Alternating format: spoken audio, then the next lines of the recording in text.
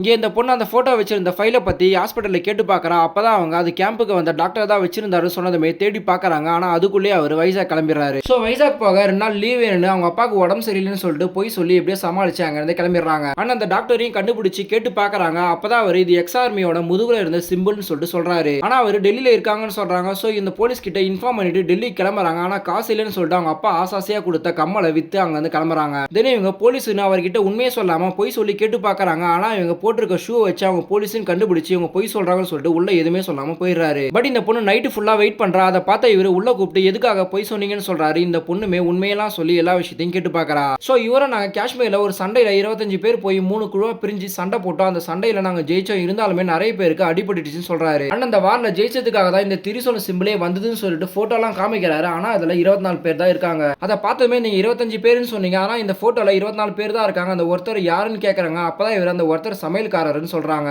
So அவர் photo எதனா தெரியுமான்னு கேக்குறாங்க. இவரும் கொண்டு வந்து தராரு. ஆனா அவர் ஃபேஸ் ஒழுங்கா தெரிய மாட்டுது. பேர் எதனா தெரியுமான்னு சொல்லி ஃப்ரெண்ட்ஸுங்க எல்லாம் கேட்டு பார்க்கறாங்க. ஆனா அவர் தெரியாதுன்னு சொல்லிடுறாங்க. பட் அவர் மண்டசோகவா ஸ்வீட் சூப்பரா செய்வாருன்னு சொல்றாங்க. அப்பதான் இந்த பொண்ணுக்கு கோவில்ல மண்டசோகவா தான் ஸ்வீட் கொடுத்துருப்பாங்க. இது இப்பதான் இந்த பொண்ணுக்கு ஞாபகம் வருது. தென் இந்த பொண்ணு ஊருக்கு வர அதே நாள் தான் பௌர்ணமி வரும். சோ இன்னைக்கு கண்டிப்பா பூஜை நடக்கும்னு சொல்லிட்டு காட்டுக்கு போய் பார்க்கறா. அதே மாதிரி பூஜை நடக்குது. அவங்க ஃபேஸை பார்க்கறதுக்கு முன்னாடி இந்த பொண்ணு அடிச்சு போட்டுறாங்க.